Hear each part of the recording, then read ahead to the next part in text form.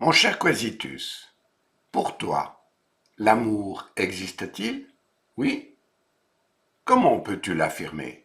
Il ne se voit pas, il n'est pas du domaine du démontrable, tout le monde en parle ou le chante et personne ne l'a vu. Mais peut-on se fier aux autres pour dire que cela existe tant que l'on n'a pas expérimenté ce qu'est l'amour? Il s'agit d'un sentiment, d'une émotion subjective que tu éprouves pour quelqu'un ou que tu ressens de la part d'une personne. Mais peux-tu vraiment en être sûr? Comment s'en assurer? Tu peux me répondre que tu l'as vu dans les yeux de cette personne, que tu l'as ressenti quand elle te prend dans ses bras.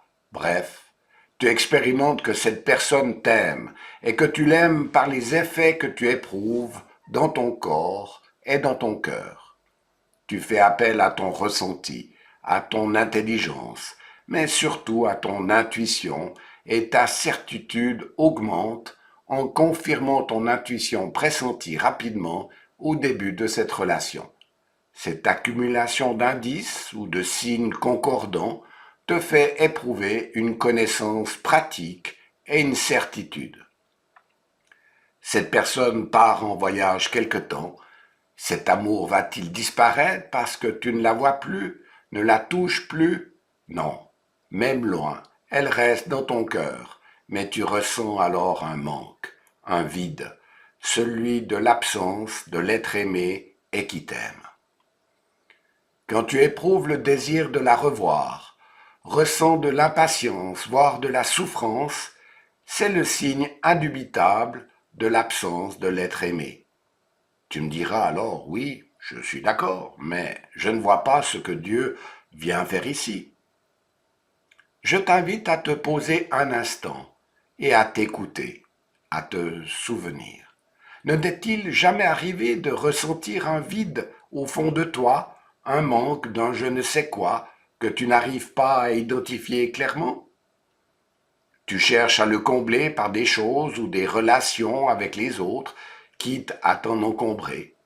Nos vies faites d'obligations, d'objectifs et d'envies nous font souvent vivre à l'extérieur de nous-mêmes, tellement nous sommes engagés dans une course en avant effrénée. Tout cela nous distrait de nous-mêmes.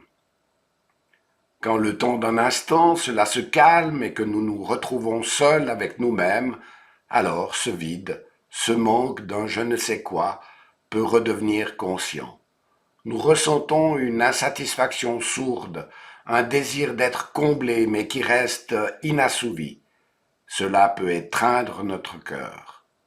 Mais la vie n'attend pas. Nous nous remettons à courir et nous n'y pensons plus. Veux-tu un signe clair que tu ressens ce vide, ce manque, sans peut-être vouloir te l'avouer? Acceptes-tu volontiers d'être seul, en silence, à ne rien faire? Quelques minutes, oui, mais un jour, deux ou trois, je ne pense pas. Pourquoi? Parce qu'alors tu n'es qu'avec toi et rien d'autre, et c'est souvent une expérience perturbante. Tu fais alors l'expérience d'une prise de recul sur ta vie, tes expériences passées, ton présent avec ses enjeux, tes envies, tes peines, et cette sensation de manque, de vide, remonte à la surface. Tu retournes promptement à ta vie qui t'attend, soulagé d'avoir mis fin le plus rapidement possible à ce temps de silence éprouvant.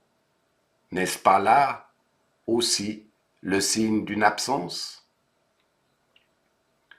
Pour moi, ce vide, ce manque que rien ne comble, est l'empreinte en creux de Dieu dans le cœur de l'homme, le signe de son absence, une sorte de pierre d'attente qui est là dès notre naissance et que Dieu a posée en nous pour que nous le cherchions. Pour d'autres, c'est le signe d'une incomplétude que rien ni personne ne pourra combler. Et pourtant, comment expliquer ce désir si rien ne le suscite? À toi de voir. Cette absence de je ne sais quoi qui te préoccupe, que tu recherches dans les choses et les êtres sans pouvoir être vraiment comblés, n'est-ce pas le signe délicat que Dieu te cherche? Il t'a créé avec cette sensation d'une absence et lui seul peut la combler. Mon cher Quesitus, et si j'avais touché juste? Reprends ma petite histoire sur l'amour. À la place de l'être aimé, pense à Dieu, et tu auras une image de ce que peut être une relation spirituelle vivante avec lui. Je t'ai aimé bien tard, beauté si ancienne et si nouvelle. Je t'ai aimé bien tard. Mais voilà, tu étais au-dedans de moi quand j'étais au dehors, et c'est dehors que je te cherchais. Dans ma laideur, je me précipitais sur la grâce de tes créatures. Tu étais avec moi, et je n'étais pas avec toi. Elles me retenaient loin de toi, ces choses qui n'existeraient pas, si elles n'existaient en toi. Tu m'as appelé, tu as crié, tu as vaincu ma surdité, tu as brillé, tu as resplendi, et tu as dissipé mon aveuglement. Tu as répandu ton parfum, je l'ai respiré, et je soupire maintenant pour toi. Je t'ai goûté, et j'ai faim et soif de toi. Tu m'as touché, et je me suis enflammé pour obtenir la paix qui est en toi. Saint Augustin dans ses Confessions.